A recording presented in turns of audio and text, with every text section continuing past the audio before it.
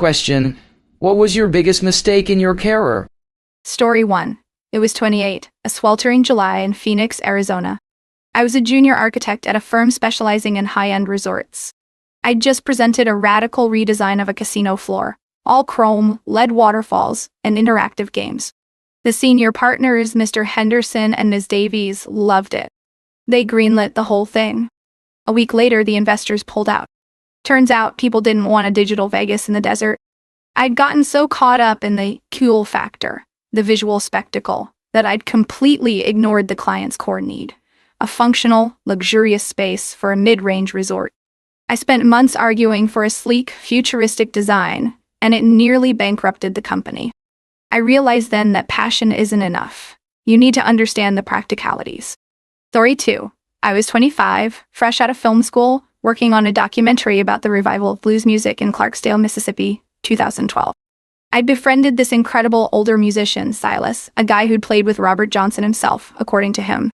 I was so desperate to capture the real deal, to get a raw, authentic performance. So I convinced him to record an entire album in his ramshackle recording studio, a converted chicken coop that day. I spent weeks meticulously documenting everything, obsessing over microphone placement, the humidity, the dust motes, and the light. The album was released to critical acclaim, but it was sterile.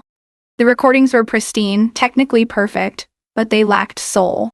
Silas, bless his heart, told me, "You captured the sound, boy, but you didn't capture the story." I learned that sometimes the most important part of a project isn't the perfect execution, but the human connection. Story 3.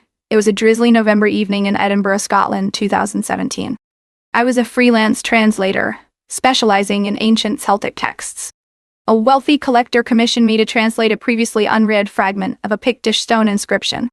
The client was insistent on a hyper-literal, scholarly translation, focused on the exact wording and grammatical structure.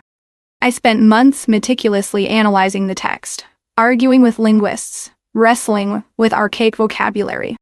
The finished translation was brilliant, technically flawless, but it was completely useless.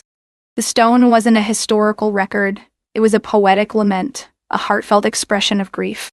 I'd reduced a beautiful, evocative piece of art to a dry, academic exercise. I realized then that my job wasn't just about translating words, it was about understanding the G-ahile. Context matters always.